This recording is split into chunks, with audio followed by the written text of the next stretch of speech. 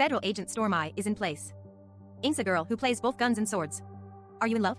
Claudia is the first limited role after the Tower of Fantasy public beta. Now there is another enhanced version, which can be considered a closed loop. But is it really that simple? Is this Claudia really the Claudia we know? Let's take a look at the original file first. Listen to Claudia. She once studied at Hycros. The archive built on this basis is as follows. Claudia's father was an executor. She lives with her mother as family members in Hycros. But the good times didn't last long. As the executor, her father has been fighting all along, at the forefront of the fight against the heirs of Ida. After discovering a plan called Black Apocalypse, father died in distress.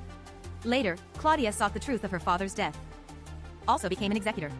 She aspires to become a hero like her father, with outstanding abilities and powerful weapon Red Lotus Blade.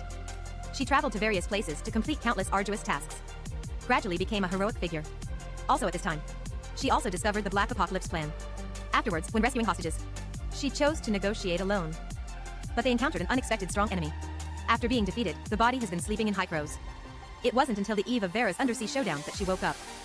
This is Claudia we met before. But Claudia, the new Gestos sector, gave a different identity. She once appeared in the theft case of Aurora Industries. Cooperate with Roslyn on the case. She is the experimental subject of the Vista Flame. Trapped in the public opinion swamp of monsters or heroes. She is the most outstanding secret agent in the Federation. It is the secret weapon guarding the federal leader. Compared with Claudia we know, there is one biggest difference. That's when it appeared. It is not difficult to see from the previous files, whether it's the executor's family or the son of the heirs of Ida. It happened after the Cataclysm. But Claudia of Gestos sector appeared before the Cataclysm. Who is the real one? Or are they not already one person? Say they're not alone. There's one more piece of evidence. That's the attitude towards cats. According to Claudia's mimetic narration, she doesn't really like cats. But in PV, however, she can play with cats.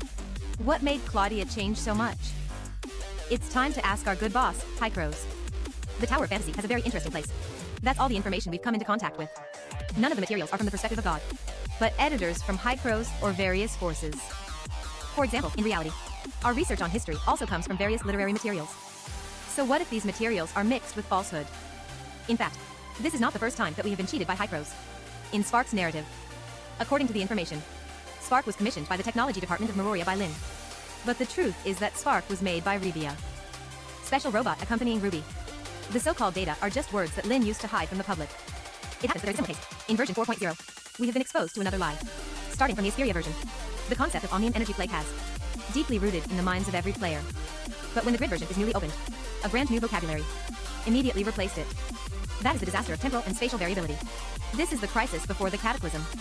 Afterwards, as the protagonist explores, we further understand the phenomenon of aberrate. It's not because of the radiation of Omnium energy, but because of the attack of the hyperspace rift void. All of these indicate that, in previous versions, players have always been deceived. So about Claudia. Is Hycros cheating? We have to mention another executor. Huma, the shield axe holder.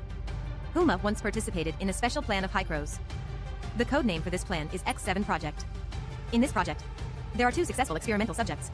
One is Huma numbered T04. The other one is Claudia of T03. As everyone knows, now Huma is a mimetic consciousness stolen by Samir, formed in conjunction with the body provided by Hycros. So where do Claudia's consciousness and body come from? Meryl, before the Cataclysm. She is a federal envoy. After the Cataclysm, rely on Helena's contacts to successfully enter Hycros, becoming a member of the Executor. Her camp transition is both reasonable and smooth. What about Claudia? How did she go from federal agent Storm Eye to Hycros executors? If Claudia's greatest value, that's none other than her identity as the experimental subject of the Vista Flame. Just based on PV performance, it can be seen that they possess extraordinary strength. So is there a possibility? Claudia didn't take the initiative to change camp. But in the Cataclysm, only the powerful body was retained.